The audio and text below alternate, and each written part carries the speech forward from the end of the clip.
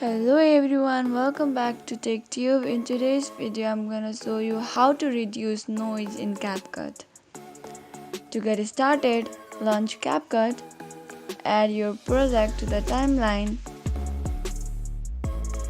Now tap on the clip in the timeline to select it. Look for the edit button, then select extract audio option. Now tap on audio to select in order to reduce noise. Look for noise reduction option.